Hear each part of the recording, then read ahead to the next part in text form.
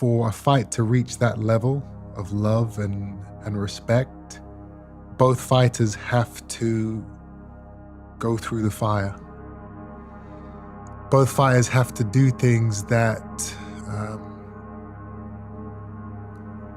may seem superhuman, may seem like impossible. They have to go through that. They have to be true, and they cannot give up.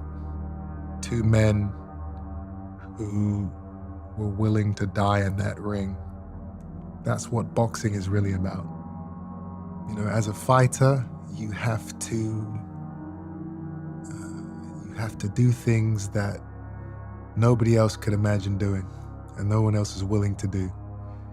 I did that to be able to get into the ring that night. You also have the navigation of weight loss, rehydration restrictions. These are all things that I was having to deal with on top of all the outside stuff. What you saw was maybe, yes, there was maybe certain aspects of me as an athlete that, you know, weren't 100%. But the truth of it is, so many fighters go into fights with issues, whether it's injuries, whether it's illness, whether it's mental problems. We all have to fight through these things. That's a part of the sport, which is why I'm not going to sit here and tell you about all the things that I was dealing with, because it's my job.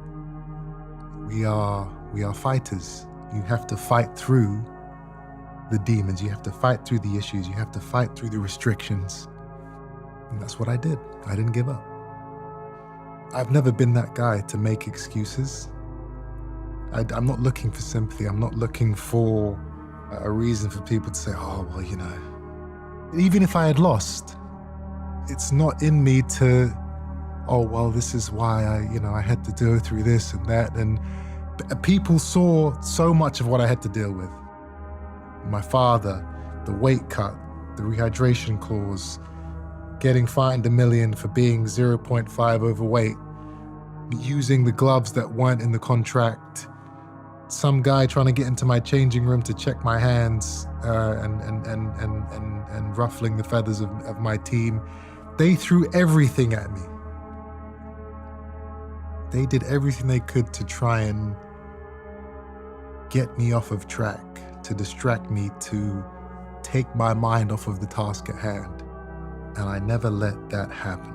And I'm very, I'm proud of that. I'm proud that I didn't fall into the traps that were set.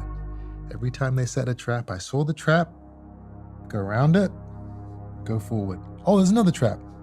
Round it, forward. Another trap, round it, forward. That is a part of being a warrior. It's not just getting in the ring and fighting. You have to be smart. You have to be cunning. You have to know your enemy. You have to understand the things that people are trying to do to take you out of your comfort zone, out of your, out of your preparation. You have to avoid, and you have to make sure that nothing gets into your head. Nothing affects what you're going to do on the night. And the crazy thing was, not only was I dealing with all these bullets flying at me from my enemies, in Conor Benn, in Matchroom, in Eddie Hearn, in Nigel Benn. These are all enemies leading up to the fight. I had bullets coming from my family, my father. A couple of days before the biggest fight of my life, he's going into the media and saying I'm a disgrace. I'm already under a lot of stress, under a lot of pressure. And then I've got to hear this. It's like, Jesus, I mean, what, how much worse is it going to get? It was tough. It was really tough. But on the subject of my father, regardless of what he said about me and about the fight, he was there when it mattered the most. And that means everything. I didn't know he was going to come. He called me, he texted me the day before the fight, the night before the fight. He said, call me when you see this. So I saw the text and I thought, you know what? You know, we're less than a day away from, well, this is the night before the biggest fight of my life. The last thing I can be doing is being on the phone listening to negativity, because that's all he had come with for the last 6-8 weeks. The fight's not going to happen. This fight shouldn't be happening. Weights are not right. He egged him. He's a disgrace. It's a circus. It's a sham. I will never be in my son's corner. This is all I'm hearing from him for 2 months. Don't do this fight, Chris. Son. This is all I'm hearing. So I'm sitting there, I'm reading this message, and he hasn't, I haven't spoken to him. And I'm thinking, I can't deal with this right now. Call him for what? So he can say not to take the fight? I gotta rest. I gotta focus. A couple of hours go by, maybe 9, 10 o'clock it gets to that. And I'm like, you know what? I've been through so much shit in the last 2 months. What more could possibly be thrown at me? At the end of the day, he's my old man. He's texted me. I'm gonna hear him out. So I called him. I was about to go to sleep, and I thought, you know what? I'll call him. As soon as he picked the phone up, there was a tone in his voice that I hadn't heard for years. It was a tone of happiness, lightness, joy. Hey, how you doing, son? What's going on? How you feeling? How am I feeling? When have you worried about how I've been feeling? I'm good, Dad. Everything's cool. Just getting ready to go to sleep. Got a big day tomorrow. Yeah, I know, son. I know you got a big day tomorrow, and I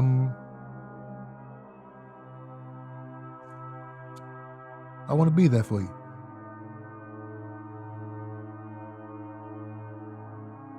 And so I heard that, and I'm like, is this a dream? Is this this is Chris Eubank Sr. I'm speaking to? Who is this? Yeah, it's me, son. Let's do this. Let's do this together. Where are you? I said, I'm at my hotel. He said, all right, well, I'll come to your hotel. We'll speak. And yeah, let's do it. Okay, Dad. I ordered him an Uber. 20 minutes later, he was at my hotel. I got him a room. We went up to the room. We sat down. He said, I was always going to come. I was always going to be there for you. And in my mind, I'm thinking, if I just gone to sleep, what happens? What, would you still be here? Like, we haven't had any communication. And I knew how hard it was for him to send me that text of, call me when you see this, because he doesn't do that. It's been years since he tried to have that contact with me. So I think if I just ignored it, then we wouldn't be sitting here today talking about this amazing event that had unfolded. Because, make no mistake, him being there made it different. It made it something that will now go down in history. Movies are made about this type of stuff. If I go in there alone, it's just a fight. Which would have been a great fight still. But to have that fantasy of a father and son coming together after going through so much, my brother passing away, all the stuff in the media, all the friction, to see that be able to be kind of put to one side and to unite, to come together, to walk into that ring. It's an incredible thing. You know, I get emotional thinking about it because it was so unexpected. You know, I had envisioned in my mind for the last 2 years me walking to that ring alone. I just, you know, it never crossed my mind that my old man would be behind me.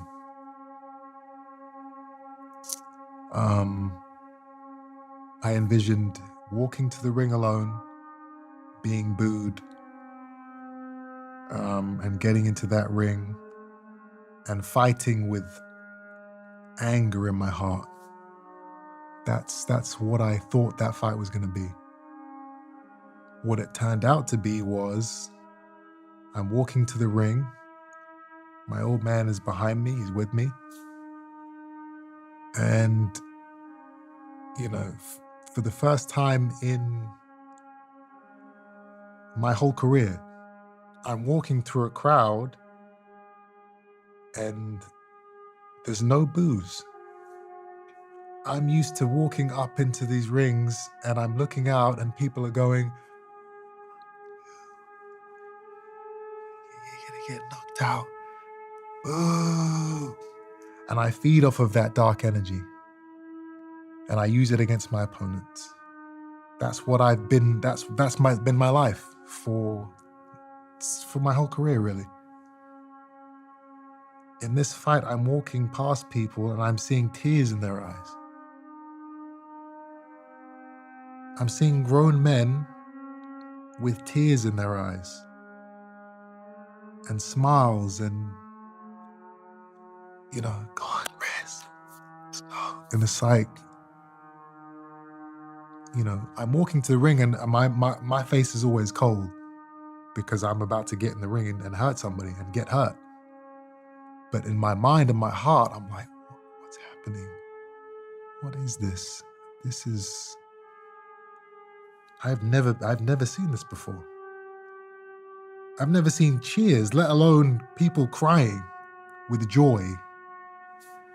This is, you know, this is going to be different. This fight is about to be something different. I don't know what it's going to be, but I'm excited. Well, I had to come outside of myself. It became spiritual. It wasn't about the physical. I was dehydrated.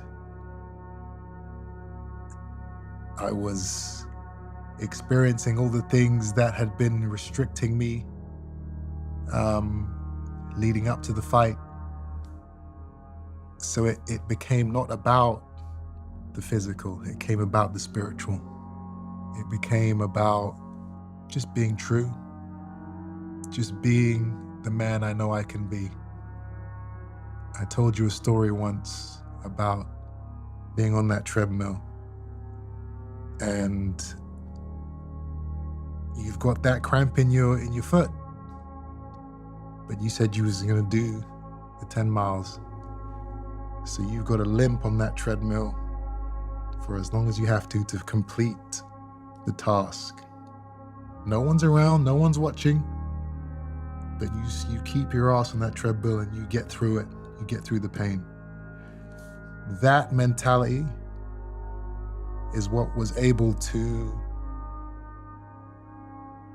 get me through those last 2-3 rounds. I never gave up in the gyms. When I was getting beaten up in sparring, I never quit. I would come back the next day. When I got the cramps, I kept going because I always knew there would be fights like this where you don't have anything left, or you want to give up, or you're hurt, or you're dehydrated, or you're injured, or you're cut. You know, you can't see anything out of your eye. You got a big cut across your eye, and you're going to ask yourself that question, getting up off the stool in the 9th, in the 10th round. Should I give up? Should I take a knee? Should I run? No. We are going to war We are going to leave everything we have in this ring, because this fight is going to be remembered forever. So what you choose to do in these last few rounds, that is what the people are going to remember you by for the rest of your life. Did you come forward? Did you put it all on the line, or did you retreat? I wasn't willing to go the rest of my life knowing that I didn't give it my all. Regardless of the cut, regardless of everything I was going through, I knew I had to do what I had to do to win. And my old man's there. He's watching. And, he didn't believe I would be able to do what I'm doing. That's what he's been saying for years.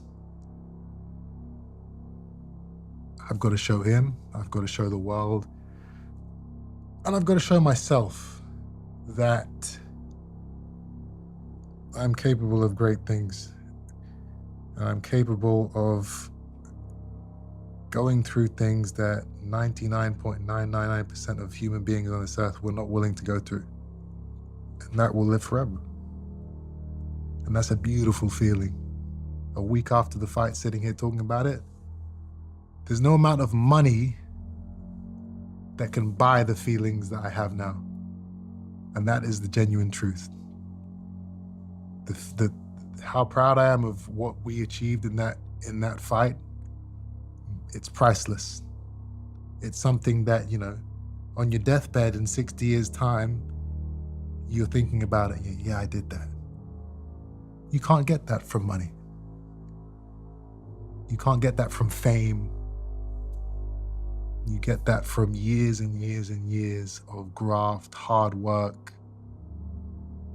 and just being true, not cutting corners, not cheating, not being a bully.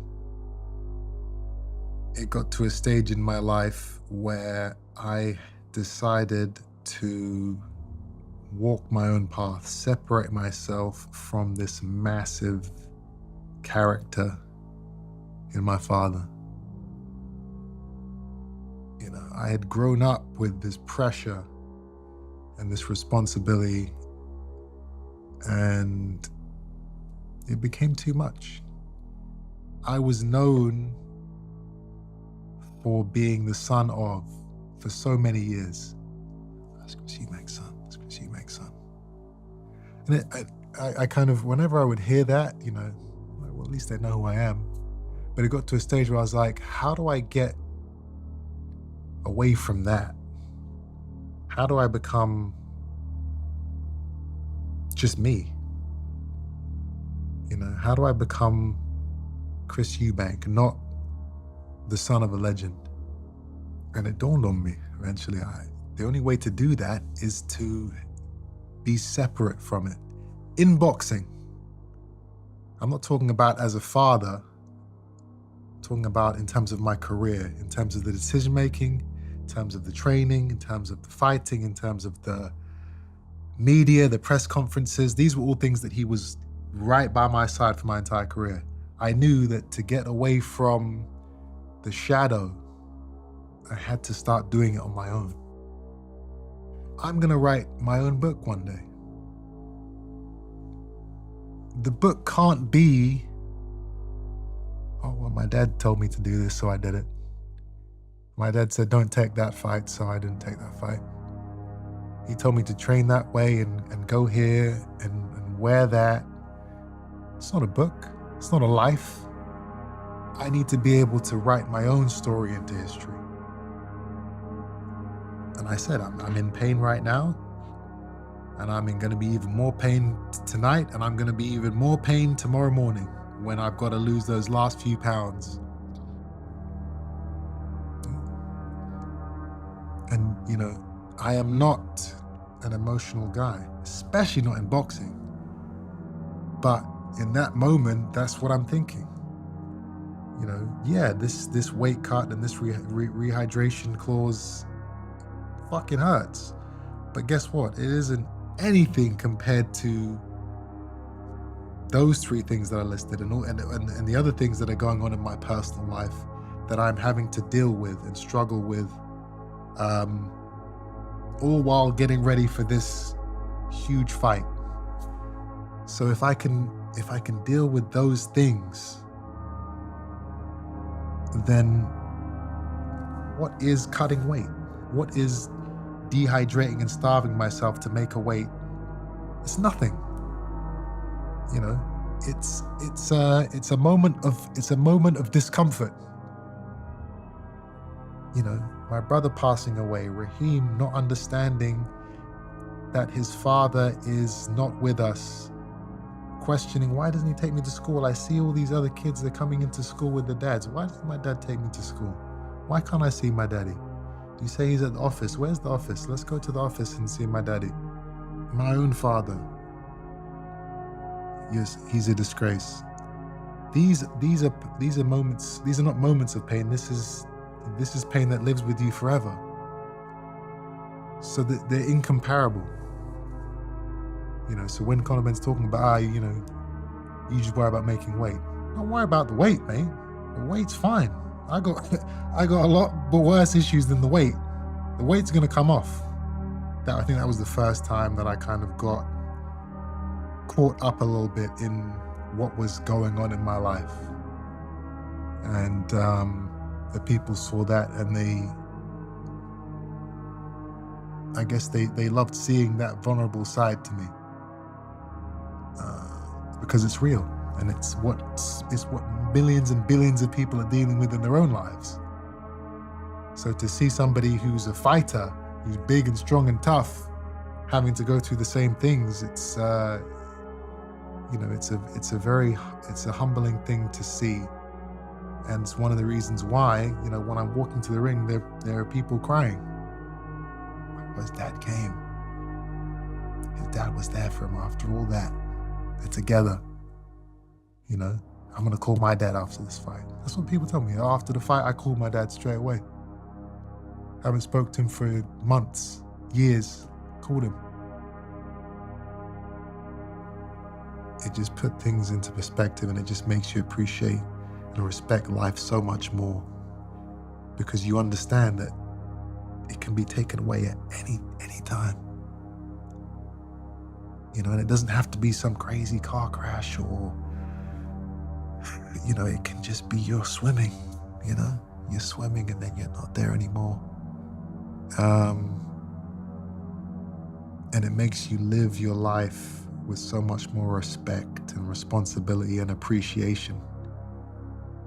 Before that, I'd have days or weeks where I would just, I'd fuck around, waste time, video games, TV, around people I shouldn't be hanging around with, things that were not productive in any way, shape, or form. And yes, you still have to have those moments in your life where you can just kind of do whatever. Nobody's gonna be righteous every day of their lives. But what experiencing something like this does is it makes you aware of life and how precious it is, and it just makes you strive to be a better person so much more, because you know that we have a finite amount of time on this earth. So are you going to make it count? Are you going to make it count, or are you going to waste it? There are people out there who would kill for the lives that we have. So how can you not be grateful? How can you not be respectful and responsible with your time? We are free. We're free. We did it. We made it. Billions and billions of people on this planet will never know what it is to be free. And in terms of free, I mean, you're not waking up and working, 12-hour shifts just so that you can eat and live. We have free time. We have leisure. We have, disposable income. People don't have these things. So you've got to be respectful. You've got to be grateful. You've got to be responsible with what you're doing. I have a duty to boxing, to the people, to the fans. We can't be making the types of money we're making and give half-assed performances. That's disrespectful to people, to the sport, to the fans. You know, we are blessed, we are privileged to be in these positions. Earn your keep. At 35 years old, I'm still hungry. I'm still hungry for success in the sport. I'm still hungry for accolades. I'm still hungry to please the fans. You know, a lot of times it's happened throughout history. Fighters will get paid big for a fight and then they lose that hunger. They lose that dedication, that respect for the industry. Oh, well, I've done it now. Now I'm, let's go to the club. Let's pop the bottles, let's celebrate, let's travel, let's buy this car and this watch, this house. Oh, it's gym today? Tomorrow, it's okay, it's okay.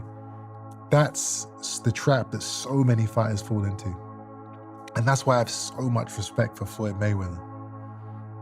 He has made a disgusting amount of money and his performances and his dedication never, ever, ever changed. That is, it's incredible because guys, they make their first million and their head's gone. Oh, I made it. All right, cool. No, it's not cool. Boxing is a lifestyle. It isn't a one training camp. It isn't one fight. It is a lifetime of dedication and sacrifice, which is why I never gave up going through all the things I was going through leading up to this fight, because I know I've put the work in since I was 14 years old. So it doesn't matter what's going on in these 2 months. I've served my time. I've been through the trenches time and time again, and I've always found a way to survive. So I'm going to do it now.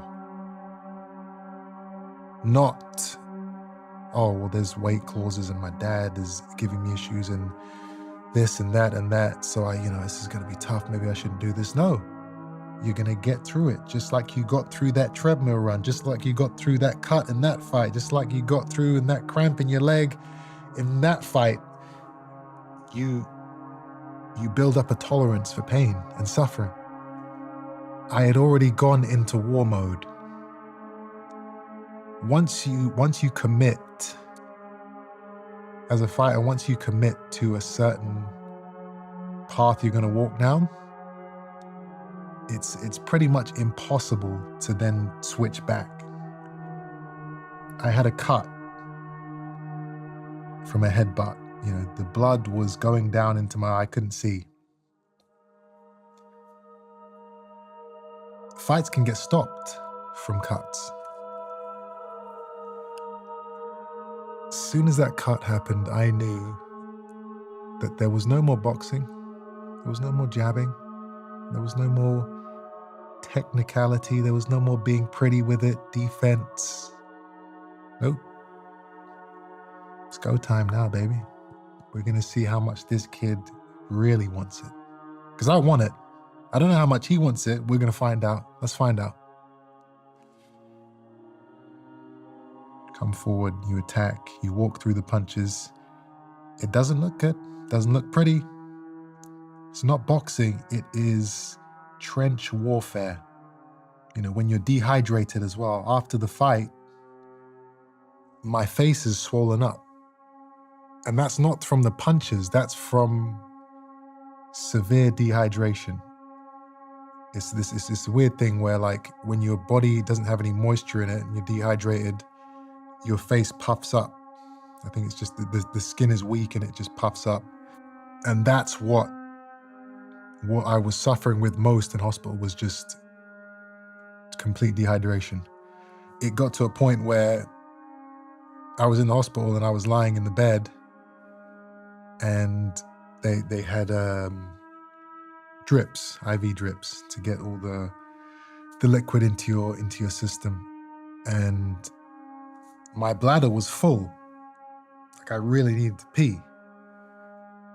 For about 2 hours, I'd get up, go to the toilet, I stand over the toilet. Come on, man, come on. Would not go, and I'm dying to go. That's how dehydrated I was, that my body would not let any liquids, any moisture go. It was holding on to everything. And there were moments in that hospital where I'm feeling, I saw myself, I caught myself in the mirror, I see my face is all puffed up, this massive cut across my eye, my headache is crazy, and I'm feeling sorry for myself. I'm like, this is fucked up. I got my family around me there, some of them are crying, and I'm like, this is so bad. I'm lying there, I got my mask on, oxygen mask. I can hear everything that's going on. We're in a ward, somebody gets wheeled into the room next to me, and it's only, there's no walls, it's like sheets just separating. I'm looking up, I'm like, oh man, this is so bad. Get me the morphine. They can't get you the morphine until they sign off on some stuff, so I'm waiting there. This is so bad. And then I hear the doctor say, we have to operate on him now, otherwise he's gonna die. I heard that from the other room, and I thought, oh my God, I'm great. I'm blessed. I should not be feeling sorry for myself at all, because I knew I was in pain, but there's a guy next to me, he's about to die. What am I doing feeling bad for myself and complaining about a headache and a cut eye? He's about to die. And I don't know, they wheeled him off, and I don't know what happened to him. I pray that he's okay. But that put everything into perspective for me. I'm okay. I'm blessed. I'm going to be okay. I have to set an example to the kids that are watching this fight, that are watching these scenes. If you cheat, if you take performance-enhancing drugs, you don't get respect from me. I can't give you that respect, because there are kids who are saying, oh, well, hold on, he was doing drugs a couple of years ago, he got caught, but now it's okay. I don't hold grudges. I'm a man that can forgive. Never forget, but I can forgive. But when it comes to something as serious as drug cheating in this sport, you saw what we had to go through. So if somebody's got something in their system which is going to make them fight harder, take more punishment, react quicker, that is a form of attempted murder, in my opinion. You're going into a fight with extra weaponry. As a fighter, as an athlete,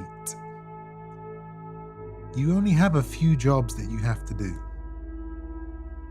have to train hard, you have to go to sleep on time, you have to prepare, you have to make sure that your diet, your fluid intake is on point, so that you have the energy to go into these fights and to these sporting events and be able to compete at the highest abilities you can. Aside from that, there's not much else we have to do as an athlete. It's your job to know exactly what you are putting into your body, whether it's food, whether it's fluid, whether it's drugs. You have to know. That's your job. So if you're irresponsible enough to let somebody slip something by, if you're irresponsible enough for that to happen, then you're still a cheat. So many times fighters, they fail drug tests, they serve a little ban, they pay a fine, they're back in the ring, and people kind of just forget. Kind of just get swept under. Oh, don't talk about that. Come on, he's doing so well now. Come on, he served his time. No. The first time I ever went into a gym, I can't remember if I told you this story, but I got my ass battered for 3 rounds the first time I ever went to a boxing gym. But I knew what he was. I knew how strong he was. I knew how fast he was. I knew the type of punches he threw. So after 2 months of training and preparation, I got back into the ring with that same guy and I battered him. That's all I thought about. It's exciting. You know, I'm sick in that way, in that I love being in these positions where what's going to happen? Am I going to be able to do it? I live for that. I live for those moments. These are the moments that when I'm 60, 70, 80 years old, I'm going to look at it and be like, wow, I did that. Well, you have to be sick to be in a fight like that, come out of the ring a week later and think, you know what? I can't wait to do that again. That is kind of sick. You know, I'm dehydrated, I'm cut, I'm tired, I'm in pain. There's something sick about it, but you have to be wired differently to be a fighter of any type of grade. You can't be a normal human being. Most human beings, when they're in painful situations, what can I do to avoid that? I want to get into it more, see how far I can go. Can he break me? No, but let's find out if he can. Now, the kids that come from broken homes, poverty, and, nothing, they don't have any other doors to open and walk through. So when they go to the gym and when they go into these fights, if I don't get through this door, I don't eat. I can't pay the rent. Can't feed my family. For me, when I'm looking at that door that I have to go through, whether it's in a gym or in a fight,